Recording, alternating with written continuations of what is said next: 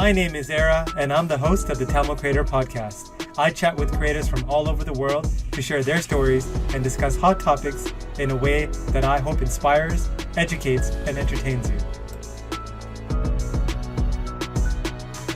Hello, everyone, and welcome to another episode of the Tamil Creator. I'm your host, Era.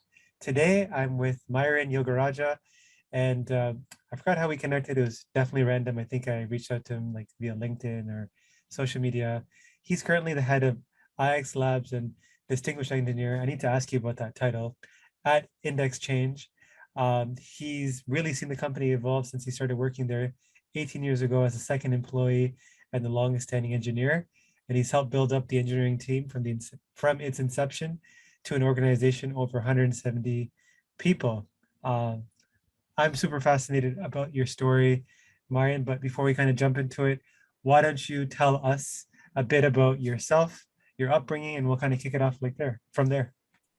Yeah, sure. Well, thank you for having me. I'm thrilled to be here. I grew up in Mississauga. I think we're immigrants, so we came around late 80s, I think. I didn't know English. I still remember going to school. My dad had written a note that said, I think it had the school's name on it. And I went on the school bus and I gave it to the driver and he kind of chuckled. I think I was in grade 4, grade 5, something like that. And then I went to U of T, I did comp sci. And I actually was in the process of finishing my undergrad and I took a summer job. So I was taking summer jobs at the time just to get some money and have some spending money for some weekends and stuff like that. So I went for a run. I applied. I went for a run. I came back and my mom said, "Hey, these people called about an interview."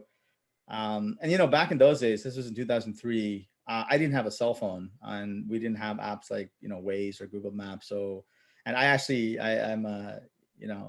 very bad with directions. I don't have a great sense of direction. So my father took me the day before the interview and he said, this is how you get there. Cause I'm in Mississauga. We went up to North York, 401 in Dufferin. And then the day of the interview, I actually got lost. And it was, I'm thinking like, my parents are going to be upset. This is not a good situation. So I pulled over and I went to a phone booth and I called them and I said, "Hey, I got lost. So I don't think I'm going to go." And they said, "Well, you went all that way. Why don't you just go see what happens?" So I was like an hour late. So I showed up, told them what happened. They were very cool about it. And they said, "Okay, come have a seat." And when I got in the room for the interview, there's another fellow in the room already, another gentleman. And I thought, okay, this must be the next candidate. So then I asked him, "Are you here for the same job?" And he kind of chuckled and said, "No, I kind of know the CEO." And he turned out to be Andrew Casale, who's now the CEO and president of the company. And he was 17 at the time when we started. I started off, I was their second hire. They hired me on the spot. They asked me they gave me a take-home test and then I wrote some code on a whiteboard and they liked it. They hired me on the spot and I said, I got to check with my dad first. I got to figure out how to get here. I got lost on the way. They were like, no, it's fine. You'll be okay. And then, I started like maybe 2 weeks after that. And I'm still like 1.0 credits short from U of T. So that was a big point of contention with my folks. How our parents are. But I think over time they saw that it was, it was turning into a big career, it was turning into a big thing, and they were more understanding. I started off as just a normal developer. I still remember going. It was, there was nothing written yet. It was it was a blank slate. They had an idea, a lot of stuff on paper, and there was no code base, no Bugzilla or anything like that. And so I got in like very early, ground level. And one of the first things I learned was NTP, which is the Network Time Protocol. And I remember thinking, wow, this is something I never heard about in school. I learned about rsync and things like that. One of the crazy things to me is at that time, there was no AWS or Azure or anything like that. So, we had our own, we were always building in like a horizontally sharded way. We always designed around that. So it would always be horizontally scalable. And we actually wrote our own web server. So we were not using Apache. We wrote our own custom web server, which implemented the HTTP protocol, which is insane when you think about it now. But that was just kind of the mindset that we had. We were going to do it. We were going to do it on our own terms. We were going to build it ourselves. We almost wrote a replication engine for MySQL, and then someone said, "Oh, MySQL has built-in replication." And I remember tinkering with it, trying to get circular replication working, and that didn't work out so well. But yeah, that was kind of the early days. It was like maybe 4 or 5 of us sitting around a very small room, a lot of pizza, a lot of books, a lot of pop, and Gatorade and Red Bull and things like that. Those are the early days. I have very fond memories of that. We shortly after actually when we launched, it was over the weekend, and they said, "Hey, can you come over the weekend so we can launch late at night?" And I remember Andrew, the CEO, he was doing a tail dash F on a bunch of logs, and we saw like the first couple of requests trickle in, and then we went outside and we had a cigar, and we drank some champagne, and we called it a night a couple hours after. And then like about a week later, we said, "Okay, let's do version 2 now," and that lasted many months, and then it just kept going on from there. We built version 2 of the network. And then we built an optimization engine called Optimax, which was a big ordeal at the time, because it was starting to use things like Hadoop, which is very early stages. Like these days, big data, everyone uses Hadoop. They're onto new versions of MapReduce and things like that. But at the time, that was very bleeding edge. Then we brought in like Hive and Presto and all those things. And somewhere during that process, we pivoted from being a media network to an ad exchange, and the company just blew up. We went from a handful of people, now we're 500 plus. It'll probably be 600 something by the end of the year, and we've got maybe 13, 14 offices. We've got an office in Paris, London, Italy, Germany. We've got data centers all over the world. We've got our own private data centers that we build and operate. Yeah, it's been a big operation. I got to grow with the company. I became senior vice president of engineering. Took over all the tech for many years, and now I'm running the investment arm, which is IX Labs. Great kind of intro. So I want to kind of break down a few things. First things first is, when I saw your title, what the hell is a distinguished engineer? Can you talk about that? Yeah, distinguished engineer it's an industry term, and it's something you give to, it's a title of respect, right? You give to someone who's contributed a lot, who's done a lot for the company. And if you look at Microsoft and Google and Amazon, they all have distinguished engineers that are in the company, that have been around a long time and have made major contributions to the company. So the title is reflective of my contribution to Index. And they originally wanted to use entrepreneur in residence or something like that. I was like, no, like this is the proper engineering title. It should be distinguished engineer. So I just went with that. Got it. And then number 2 is, like, I love hearing that kind of story, because, number one, I think I told you when we first talked, someone working at the same company for 18 years, especially in the tech, like on the tech side, unheard of these days. Most people change jobs every 2-3 years. You did it for 18 years. Number 2, I keep forgetting, just 18 years ago, we didn't have things like Google Maps and like all these things that, maybe like people just younger than us take for granted, which is crazy. As you're telling that story, I was like, yeah, how would I get to an interview from like Scarborough to like downtown? Like I'd probably like have to like write it down by paper, or like, I don't know, it'd be crazy. So that's pretty cool. But again, you were the second hire. So I think you're like the third person in the company, and you've seen it go from that, like, like I've been part of startups where like, like we're in a room, we're trying to make ourselves look bigger than we are. But then you were one of the few, like in percentage wise, to kind of go from this, small 2-3 person setup into like now multinational, like, who knows, multi-million, maybe billion, who knows, like worth of like dollars and like value at Index Exchange. So it must have been like crazy for you to kind of see that change. Or like, when you reflect back, is it like mind boggling, or is it just, you just kind of been in the grind for so long that you don't even notice? Well, when it was happening, it was, you're in the ground, and I was very, I was sort of detached at the time, just because there's so much going on and there's never a time to really think and reflect. But nowadays I do that. I think it's just, as I got older, I started to kind of think back and appreciate those things. One of the nice things now, I was doing something with the Mirror guys. We were doing a video shoot, and I had this moment of reflection. I was like, wow, we brought people from New York. They came here from our team to set up and do all this work. And I was thinking, like, it was not even like 7-8 years ago. We didn't have a marketing division. We didn't have a marketing department. We didn't have a legal department. We didn't have HR. I was doing, I was the one doing the interviews. I was ordering food for people. I was booking events for people. It was crazy. Like I was moving boxes. I was moving water for in the building, and to have come this far, it's just such a great privilege to watch and see all these groups of people that are now here to support us, help and grow. And yeah, it's great. I these days I do try and reflect on things like that, but back then it was too hectic, and I never really had that ability. So, like, what made you stay at the company for 18 years? Because, like I said, it's super unusual.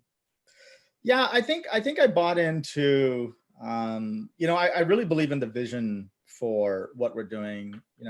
Our CEO is very big on transparency. Like he was a publisher himself prior to starting the company, and he decided very early on that it would be a very transparent marketplace that he's going to create. Like he was really intent on making a dent, and we've come very far. And I've always believed in what we were doing and the tech. I'm very proud of the fact that we've got platforms that are processing, hundreds of billions of requests a day. Where I used to tell people it's over 100 billion requests a day. Now it's well over 200 billion requests a day. And to have built something that scales horizontally, that's not in the cloud, that's something that we built. I think it's very cool tech. It's interesting work. The mission is interesting. I think that, advertising is something that's always going to be around, and it's something that, people want transparency in. They want to see where the media dollars are going. And I like the people that I work with. I think that, most people, they say most people don't leave the company, they leave their boss. And I feel fortunate that, I've had a boss who's, I have a direct connection to the boss who's a CEO, and, we're also friends. And, I can get behind his vision, and more importantly, he gets behind my vision, right? Like when we were talking about, we were iterating on, what is labs.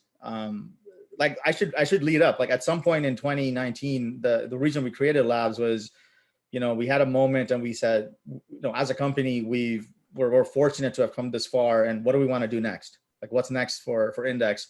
And he actually wanted to he wanted to make another product or service, and he was a big fan of Fortnite. So he thought, well, if you have any ideas for a video game, we can put some budget behind it. We'll build it.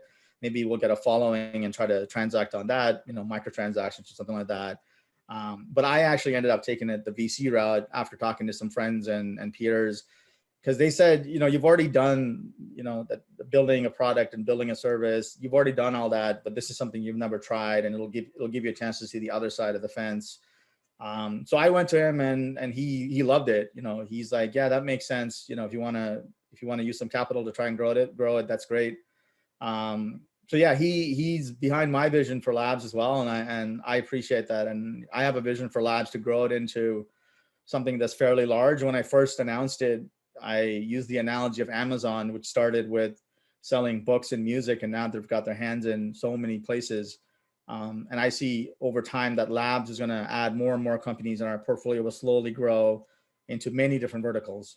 So yeah, I'm excited to see that mission through, and I'm excited to be the person that's spearheading that. Before you go into more details around like exactly what you do day to day as head of IX Labs, we forgot to kind of talk about Index Exchange in terms of what does the company do? Just to give a quick breakdown for people listening. This episode is sponsored by nobody. That's right, nobody. So if you could be kind enough to hit that subscribe button, that would mean a lot to me. Yeah, so Index Exchange is a global independent ad exchange. So we're privately funded, we're completely bootstrapped, we have no outside investors, and we're basically like the stock exchange, but for ads. Most of the web runs on ads. So unless you've got like a subscription model where you're paying a monthly fee to access content, you're monetizing the site through advertisements, and they're using platforms like us to place the ads. So the request will go from your browser to the publisher server. So let's say it's businessinsider.com or something like that. Their server will come to us and say, hey, we need X number of ads. Here's some metadata. And we've got pre-integrated buyers that are, probably in excess of 200 now. Some of them are fairly large, like Yahoo, Google, Trade Desk, et cetera. And we send them the request, and we say, you've got 200 milliseconds, come back with an ad and a price. And when the auction is closed, we send the ads back to the site, goes back to the user's browser. The whole thing renders in about 250 milliseconds. So it's a very high throughput, low latency application because we're dealing in milliseconds. And it's very large volumes. We're talking like hundreds of billions of transactions a day. So yeah, that's what the company does now. We were originally a media network, which means we didn't have, we had advertisers and marketers who were setting those parameters, and we ran it solely on our audiences and our own optimization engine. So we didn't have the ability to go outside and elicit campaigns from external sources. And that changed when real-time bidding came around. That was probably around 2010, 2011, somewhere around there. So just to kind of recap, how an ad appears on your browser is you could go on a website, and then the browser makes a request to, you know, whoever the publication is, and then they reach out to your product, or I guess your server running in the background, and it does all that kind of real-time work of kind of which ad to place, how much it's going to cost, etc. Once that's kind of figured out, it sends it all back through the chain until the user sees whatever the ad is supposed to be based on your algorithm or your process, correct? Yeah, at a very high level without getting into Yes. details. Yeah. That's yeah. Before, we don't want to get into too much technical, but like at a high level, I've always been like interested in kind of learning about that. So, I mean, this is kind of technical as well, but why did you guys decide to build everything kind of in-house? And it seems like locally host versus, being cloud-based. Well, I mean, at the time, there was no cloud. You have to remember, this was in 2003. There was no notion of spinning up a server on AWS or anything like that. And also, even now, I think if we were to do it, we probably wouldn't change it. We'd probably keep it on-prem, just because it gives us the ability to completely control all of our own infrastructure. We don't like the idea that we're using someone else's infrastructure and that it can go up and down. AWS outages still happen, right? If you Google, you can Google for AWS outages, and you'll see last year there was a bunch of outages. At least some of them were AWS outages. So yeah, we're very big on being able to control our own infrastructure, and we don't like the idea that our data is passing through someone else's platform. One of the big things we have is that we say we're independently owned, and we're all operating independently. So we're not going through anyone else's pipes who are also potentially in the ad tech space. Got it. And so you mentioned kind of, yeah, you started off as an engineer, and now you kind of, you're taking on this kind of moonshot. It's not really a moonshot, but like, something totally different from kind of what you started off in, outside of your comfort zone. So you're the head of IX Labs, and, I think you mentioned, I think I saw a public announcement around investing in a company recently, Miro Technologies. I'm guessing that's kind of the first of many, but what are some challenges you've kind of seen in this role? And like you said, your vision is trying to be almost like an Amazon-ish company, where you started off doing ad exchange, and now you want to kind of go elsewhere. How does that fit in that vision? I guess I'm trying to understand how that connects to Index Exchange, or is it kind of like you're trying to future-proof the company in a way by kind of adding these other businesses? It's kind of a diversification play for us. IX Labs is specifically not working on anything ad tech related, just because we have the whole company on ad tech. So Andrew said, "Yeah, you can do the VC route, but focus on anything but ad tech." So I zoned in on fintech, health tech, and IoT/hard tech, and that's where Miro falls into. They're an IoT company. They're a great company. I'm very fond of the founders. I met them doing office hours with DMZ last year, and he left a great impression on me. And we reconnected early this year, and we were lucky enough to be able to co-lead with Fresco, who's based out of San Francisco. It was a great experience. Very rewarding, I would say, after about a year and a half of trying to get things off the ground. You asked what are some of the challenges. We kind of went from, okay, labs is the investment arm, to me wondering what happens next, right? Because I'm not following a playbook. We're creating this from scratch. We didn't have anyone that's experienced doing it, so I'm learning on the job and figuring things out from scratch. We had initially formed partnerships with some of the big incubators here, so like DMZ and Mars. And we had said to them, we want to meet some of your startups. So they were introducing us to startups, but obviously that's not scalable, right? Because you want to be able to meet startups directly and have that direct deal flow. So we were branching out. As we learned more and more, we slowly branched out to other places, and we established those connections. And what does that mean? That means, you get referrals from people you meet. I used to go to, TechTO events and stuff like that. And say, and someone would be like, "Oh, I know this person that's here." And I'd say, "Oh, can you do an intro?" or I would cold email people. That's something that's very unusual for an engineer to do, but that's something I had to get used to. Just cold emailing and being like, hey, I'd love to talk to you about our investment arm and see if there's a fit. But yeah, we had to flesh out what our investment thesis was. We had to flesh out due diligence was like a huge thing for us to, that's a huge process for us to go through. And there was just a lot to learn, right? Like as an engineer, I wasn't exposed to things like cap tables and data rooms and the terms and things like that. And luckily we were fortunate that we have staff that were able to help. Like we've got a legal team now that's pretty versed in that, and the finance team. So they were able to help with some of that stuff. But I'd say just establishing that presence and getting that deal flow was a huge ordeal and a major first step for us. Got it. So it seems really interesting. It seems like you almost kind of get to be, I don't know if it's the appropriate term, but I think of intrapreneur, where like you get to almost have entrepreneurial aspirations or kind of, things going on, like a spark within like a larger company. Kind of get the best of both worlds. You get like to kind of play out those entrepreneurial like aspirations while having the backing of like, a large company that you were started off from right from the beginning. So like, I guess, where do you like see the labs in like the next 5 years? Like, how many companies do you want to be investing in, or like what is the exact vision or goal? Yeah, I think we're going to be more about, depth versus breadth. I think we're going to invest in not a lot of companies every year, so it'll be a handful. But those companies that we do invest in, I'd like to see us lead or co-lead, and then I'll join the board of directors. For instance, I'm on the board for Miro, and I like working with them. They'll come to me, we talk all the time. They'll come to me with questions, and a lot of the times the things that they're dealing with are things I've already dealt with, right? Like they're asking, how do we switch from this to this in terms of like our culture? And I'm able to give them these scenarios and say, well, if you do this, this is the outcome. You should do it like this. It's very nuanced things that, a couple of years ago when I was doing it, I didn't realize it would solidify into this great experience. But now I look back and I realize this is amazing. I lived through this on a pretty large scale, and I'm able to share and help others do this now. But yeah, I kind of want to see labs in maybe 5 years from now with at least 10, maybe 15 portfolio companies and a couple of exits with any luck. And hopefully we'll be able to take some of those proceeds and maybe start a larger fund, put it back in.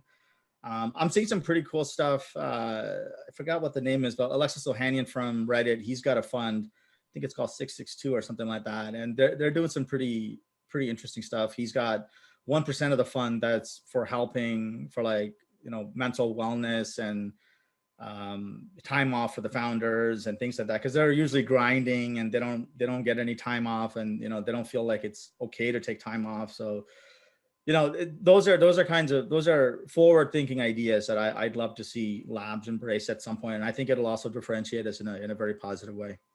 It's a great segue into my next question, because you've been at this for 18 years and helping to build Index Exchange, especially on the tech side, from 2 or 3 person company into what it is now, definitely wasn't easy. So obviously you've had great success professionally, but did you find that it came at any cost personally, or were you one of the lucky few to kind of figure that out really well? My friend was telling me this. He's also my colleague. He was my VP. He was my VP of engineering. He said, you're only going to do one thing really well. And he says this, it's like this for a lot of people. It's either going to be work or relationship or something like that.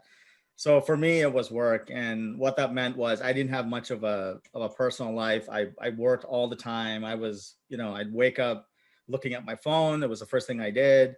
Before I went to bed, I was looking at my phone, answering emails. There was just no unplugging. Was it like a major sacrifice? I think depending on how you look at it, you don't get time back. So in that sense, yes, but I don't know if we could have survived had I not done, some of those things. So it's kind of a give and take, but I definitely missed out on a bunch of stuff. Like I still haven't traveled a lot of places. I've only been to a handful of places, and most of my time went into working, which meant that I didn't really do much else. So yeah, I definitely didn't have that work-life balance. Would there be something kind of looking back at your journey?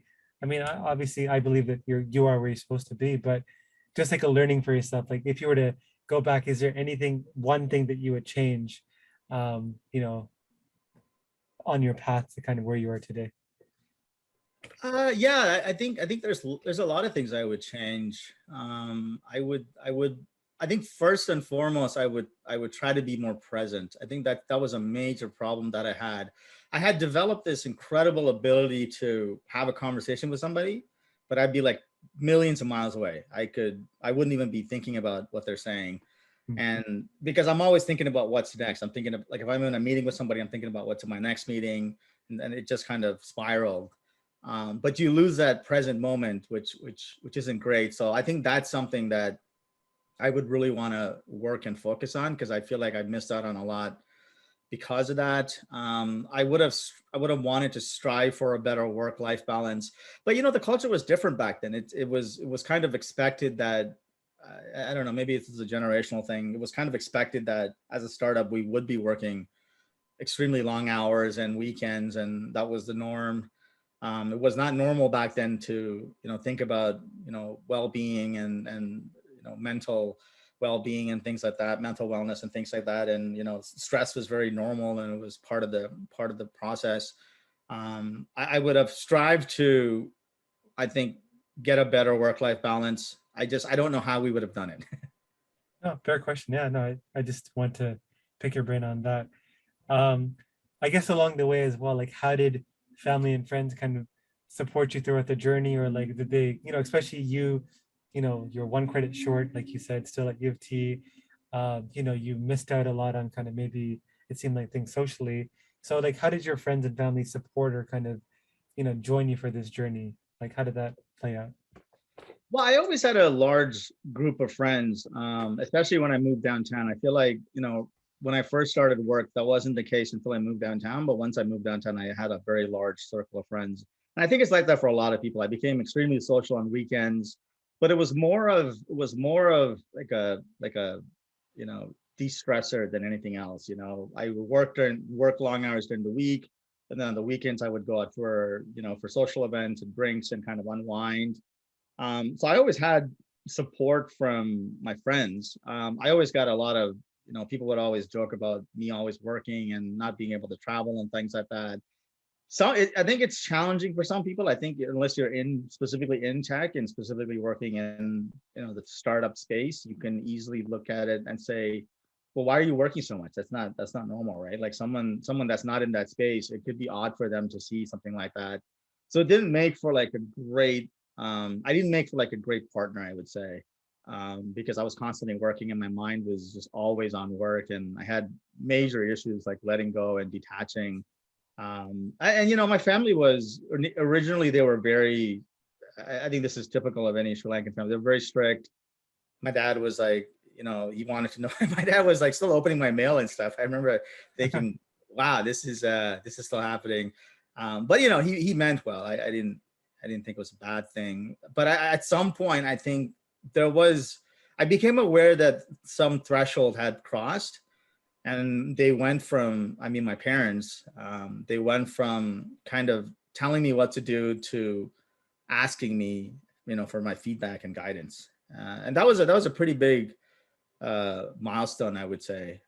It was kind of like they trusted me to, do my thing and be on my journey, and I like that. It was great. Like my mom, even now, she'll say, "Well, you were gone for 15 years. I don't know where you were. You weren't, even though you were here physically, you weren't actually here. You were somewhere else." So now I spend a lot of time.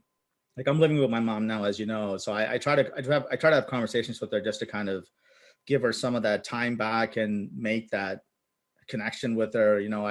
I ask her a lot about things back home, tell me about life back home and stuff like that. So she'll tell me a lot of stories, which I really enjoy. So usually before I go to bed, I'll go downstairs for a couple hours and just kind of kick it with my mom and see what she got up to for the day, who she talked to, and what's going on back home. Something funny happened. We have some folks living we grew up on a farm back home, right?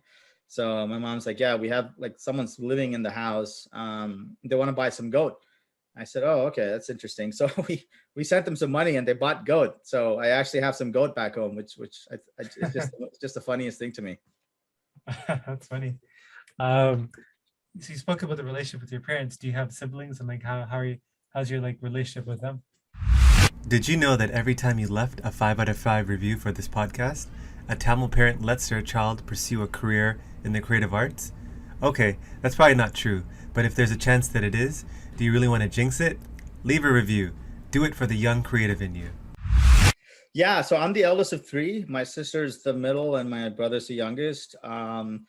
I think we weren't always close. Growing up, we definitely were not close. I think all three of us were pretty rebellious, from an early age. And I think I don't know if that's a cultural thing. Maybe it's a Sri Lankan thing. Maybe it's an age thing. I don't know. But I think as we became adults, some of that, you know, catered off. And I remember thinking, I don't know my brother and my sister, and that's something that we should probably resolve at some point. So I started talking to them both. I started taking my brother out because I had a pretty active social life at the time. I was going out a lot and had a lot of friends downtown, and he was completely introverted. He was really just he wanted to be alone and he wanted to hang out in his room. And I have to say, after I took him out, he completely changed. He started dressing differently. He started working out. He became more social than I was. And he ended up meeting a lot of people. So yeah, so we're still pretty close. My sister I'm still very close with as well. She was, most of my big decisions I discuss with my sister. We're very close. We talk about everything. We used to actually do brunch, the three of us. Every weekend we would do brunch on Saturdays, but that was prior to COVID, right?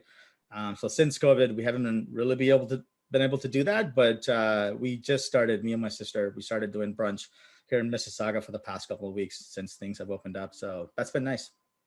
Yeah, I think it's a cycle. I think you go through stages of like being close, especially with siblings, like being close and then some kind of separation. And then especially as you get older and like, just I think people's social circles get smaller and tighter. Everyone starts to come back to family usually. That's what I've seen as well.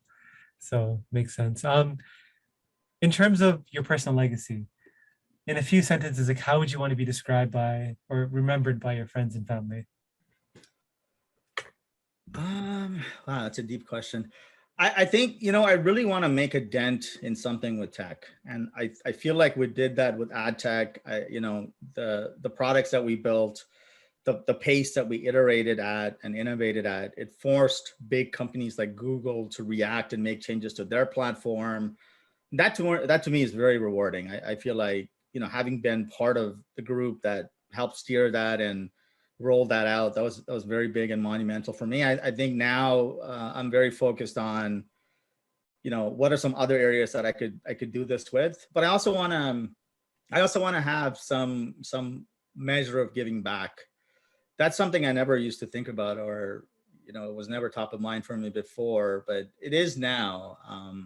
These days, I do little things like I donate to a bunch of places, and if I see people on the street, I always give them money. So small things like that, I generally feel like I want it to be something that I do, but I don't really realize it's like a nice, like it had a really good impact on the person, and I never find out. I just want them to have like a change of mood that day, and it changes the way they feel, something like that. Awesome. I like that. How do you, out of curiosity, like how do you consume or learn new information? Do you read? Is it podcasts? Is it YouTube videos? Like how do you? Yeah, I'm a big person. I'm a big fan of just constantly learning new stuff. I watch a lot of videos. YouTube, of course, is one of my favorite uh, video sites. I mean, it's funny to think YouTube started as a dating site. I started reading. I started listening to podcasts, and I read a lot. I'll read like Morning Brew, The Peak, Business Insider. A lot of things. Basically, anything you want to learn about is on the web now. It's the information era, so there's just a lot of things that still need to be learned. And so yeah, a lot of my time goes into reading and watching videos and consuming podcasts. And what's like a podcast that you made that you would highly recommend to somebody that's made an impact to on you? Well, this is unrelated to work or anything professional I'm doing, but I've been listening to Hotboxing with Mike Tyson. I'm a big fan of Tyson, and I just think he's an incredible human being for many reasons. Happy to elaborate if you want, but yeah, he's had some interesting guests on the show. He's had Eminem. That to me was a trip, because I don't think Eminem does a lot of interviews, from what I understand. And I thought that Tyson would be enamored by Eminem, but actually Eminem was more enamored with Tyson. So that was kind of interesting to watch. And he's had, like Michael Buffer, the announcer, and people like that. Yeah, I'm a huge fan of Tyson. I always have been. I remember watching boxing with my dad and my family when he was fighting Holyfield.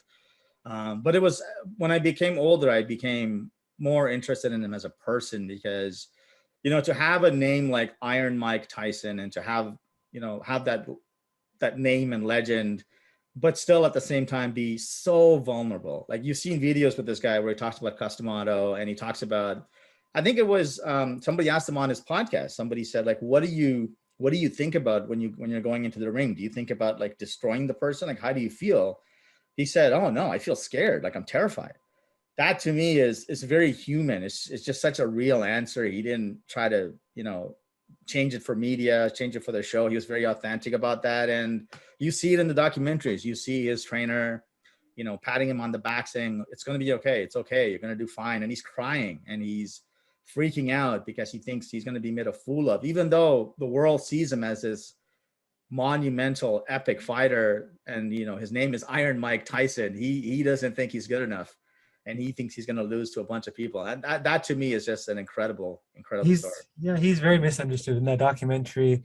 It talks about a lot of the things that kind of impacted who he was, and just people's perceptions of him. Like, like there's a few things in your life that could, unfortunately in this day and age, kind of just leave a lasting effect on how people view you. But like you were saying, he's highly likable, like beyond kind of like, the tough exterior and like all the crazy things he did. He had a bad childhood. Like he had to overcome a lot. So I definitely agree with you. He's misunderstood, and appearances aren't what they seem. So that's great. And I haven't heard of that podcast, so I might add it to my list. Um, what's a new belief, behavior, habit that you recently kind of taken on that's improved your life? This is a habit. It's something I started maybe in like 2019. I started to realize that the mornings when I get up, because I was checking my phone all the time, it kind of set the tone for the day, right? So if I got up and I got a bunch of Slack messages, and the Slack messages are about something that's gone down or some issue that's come up, it really set the tone for the day, and I would carry it with me for the rest of the day. So now when I get up, I don't look at my phone for maybe like an hour. And then also at night, I don't look at my phone for like maybe 2 hours before I go to bed. And it actually does it has a big impact. I feel like, especially in the morning, because your mind it's still trying to figure out, how to start the day, right? And you're kind of on auto mode. So I try to keep it very blank as much as possible, not too much noise. And I feel like, and I do the same with music, right? Like when I get up, I don't play any music. I used to do that before. I don't play any music in the car when I drive. It's just so my mind is as still as possible for as long as it's possible, so I can just focus on problems and nothing else. And to some degree, I do that with clothes as well. I kind of wear the same stuff. I have multiple. I own multiple versions of the same thing, and I just wear them, just so I don't get like decision fatigue. And I know that some other folks do that, and I used to think it was silly, but I totally get it now. I do that with like food, and like I just have like a routine, and like you said, just the less decisions you have to make, the more capacity you have to do other things. So I like that. In terms of money, what's your relationship with money like? How do you view money? What's what kind of stuff are you investing in? Talk about that. Whatever you feel comfortable talking about. Yeah. Um, I mean, I think these days I try not to be too frivolous. Just because I was frivolous for many years in the past.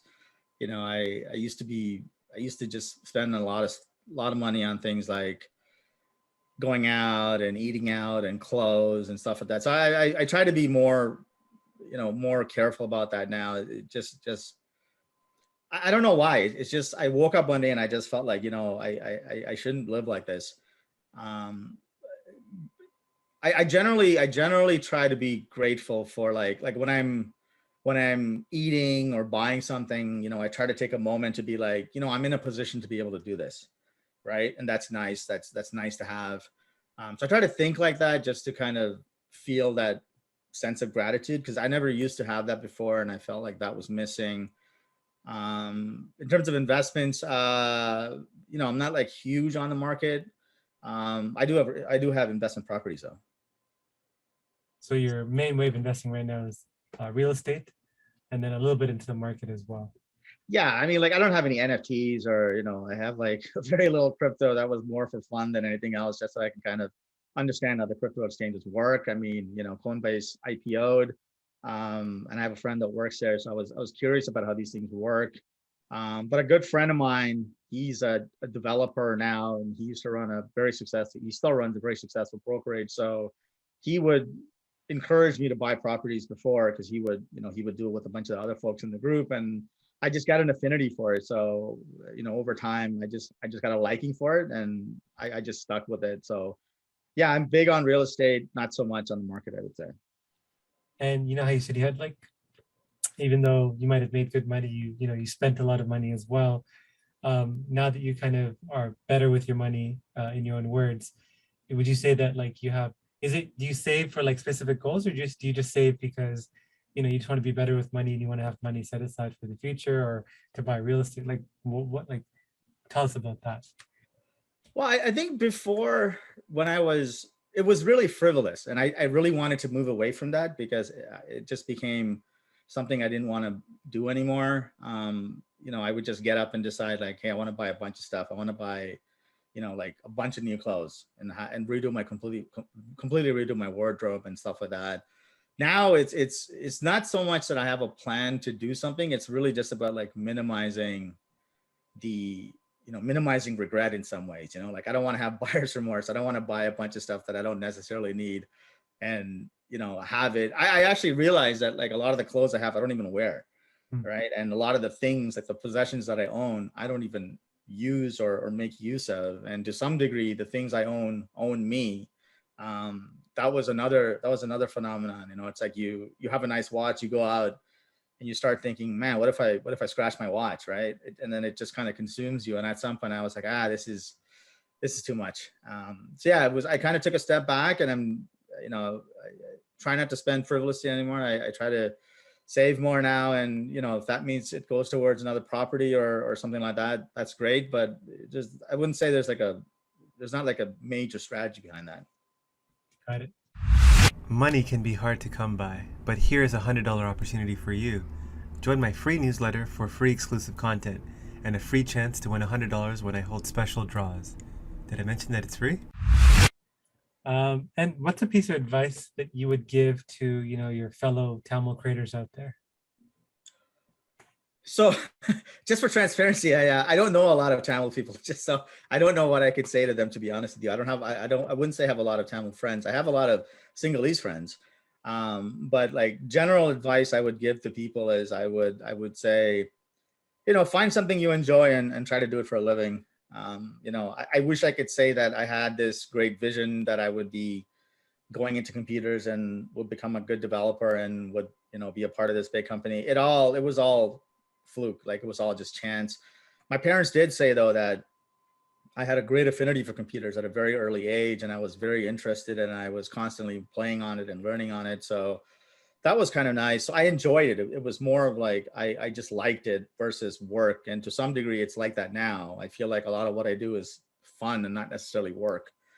But beyond that, I would say try to be present, because you'll only have those moments once, and you don't want to miss out on big things in your life, right? Like I remember my brother getting married. I was there for the wedding, but like I could have been more present, right? I remember things happening with my parents, family events and major birthdays and things like that. I was there for all of it, but really my mind was elsewhere. I was focused on some problem or something else that I'd have to work on. And, it's not, I didn't make the most of that time, and I'll never get that time back. So I would definitely say be present, enjoy the moment, and everything should work out. Cool. Well, this is a good segue into the final segment of the podcast called Creator Confessions. It's a game where I'm going to basically say a bunch of statements. You're going to give me a quick answer to kind of those statements. You ready, Marin? I'm ready. Awesome. Favorite Tamil food? Kothurati. Something that scares you? I can't swim, so I'm afraid of like bodies of water. I never learned to swim, Hmm. so I have a fear of that I'm gonna drown. What's an insecurity that you have? Uh, I get like bouts of imposter syndrome from time to times. I think it's partially because I'm like my background is not in finance or not in like venture capital or investment banking or anything like that. It's weird though because sometimes I get it, but the other times I'm like I feel really confident. It's like two opposite extremes. A favorite show that you're watching? I watch a lot of old shows. I tend to rewatch old shows like Friends and Seinfeld and things like that. But I'm more of a movie guy than anything else. I tend to watch more movies than shows because I feel like you have a fixed amount of time. You know the show. You know the movie's going to be over in an hour and a half. That's a big commitment already. Whereas a show it goes on for like seasons on seasons. So yeah, I like movies. That's my thing. It's a big relaxer for me. So, what's your favorite movie of all time? I don't know if I can just say, one. I'll tell you about some of my favorites. I mean, I am a huge fan of movies like Godfather. I just think, they're very well acted. The music is great, the acting is great, the plot's amazing. There's some obscure movies that I like as well that a lot of people don't know about. And in some ways those are even better because they're not like mainstream movies. I was watching this movie with Kevin Costner the other day. It's called Let Him Go. And I don't think it's like a well-known movie. And I was telling my sister about it and she kind of looked at it and she's like, yeah, it looks okay. So I don't think she watched it, even though I was wanting her to watch it. But it's like they do this thing where they build up tension really well. And I like that because it makes any movie that makes you feel those kinds of emotions on a large scale, to me, it's like a big win because that's hard to do. Because it's hard to detach, right? It's hard to like escape. And the movie's about he loses like his family, him and his wife lose their grandson and they're taken away and they're going looking for him. But they have these brilliant moments of tension that build up. So it's like the scenes, the music, and everything just builds up to it to a point where you're just like, oh man, like your heart's beating so fast. A great example of this is Denis Villeneuve's Sicario. Oh, I don't know Sicario was great. Yeah, great yeah, I don't know movie. if you remember the border scene, but like where Yeah, they're transporting the person back from the border and yeah. you can tell like 10 minutes in something major is going to go down and everything from the drums to the music, the dog barking and the way the camera pans from person to person to the dialogue. And I love the end where the guy goes, this is going to be all over the newspapers. And the guy's like, no, it's not. This is not even going to be, people aren't even going to talk about it here. It was like because the violence is so common there, right? And another movie that's like that is less well known, I think, is Dead Man's Shoes. I don't know if you've heard of it, but it's like this guy's brother gets murdered, and he comes back and he's looking for revenge, and he's enacting revenge on these folks. But what I like about it is that the acting is done in such a way where they build up this tension, so it goes from like 0 to 180, and you're like, whoa, what happened here? It's kind of like in there's this it's not Goodfellas, but there's another mob movie where these bikers are in a bar and they're making a big ruckus and the guy says, you got to leave. And then the bikers are like, well, what's the big deal? We just want to drink. So he lets them have the one drink, but they make a big move. They make a big stink, right? And they're breaking the place up. And then the bar owner closes the door and he says, well, now you Oh, can't leave. it's not a movie. I think it's a TV show. No, I it's a think. movie. It's with Are you Robert sure? De Niro. Yeah. It's Oh, with Robert De Niro. it It's sounds like a scene from Sopranos. but it was just that 180, it Uh, was such an awesome switch. But yeah, stuff like that I really enjoy. So yeah, movies are my thing. a place you're itching to travel to after this pandemic is over. I haven't traveled a lot, so I mean, there's lots of places I want to go. My Yeah. brother has been to Italy. He went to Italy for his honeymoon, and I would definitely want to go to Italy, but for different reasons. I'm a big car guy. I'm a big car enthusiast, and I know that Ferrari and Lamborghini both have factories there. So I'd love to go and visit the factories and get like a behind the scenes look and be able to meet some of the folks and the factory workers. That would be like massive for me. in terms of satisfaction. But also I had never been to any of the APAC countries. So I've never been to like China or Hong Kong or Japan, that whole area. I've never even, come close to, and I would love to go there. I just feel like it's a totally different way of life. And I'm curious about the culture. I would love to go and see what it's like to have a couple of nights there. Yeah, Japan is amazing. Been to Hong Kong as well. Yeah, it's definitely different than here. And they're like 10, 15 years ahead of us. Fellow Tamil creator that you want to give a shout out to?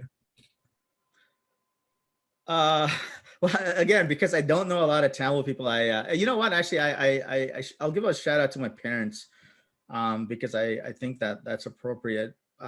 In particular, I would say my mom. Not to say anything bad about my dad. My dad already knew English when we came to this country because he had lived abroad, and he was very comfortable doing things like that. But I think for my mom, it must have been, I mean, we talk about it now, it was a very jarring change, right? Like, she's come to this new country, she can't speak the language, and she says it's a loss of freedom for her. She was not able to really be who she was, and she can't operate the way she was back home. And I think about that a lot. I think about, they never got to live the Canadian life, right? Like, the Canadian life that people dream about. I'm living that Canadian dream because of the sacrifices that they made to bring us here and educate us and give us this work ethic. So in some ways, I just feel like they basically lived for their children, and that was their sole purpose, to give us a better life. But it makes me sad that they weren't able to have some of those experiences as well. So I definitely want to recognize and give them a shout out for that, especially my mom, because it was much harder on her, I would say, than my dad in some ways. Your favorite childhood memory? In 2019 or so, I started to remember that I liked Christmas.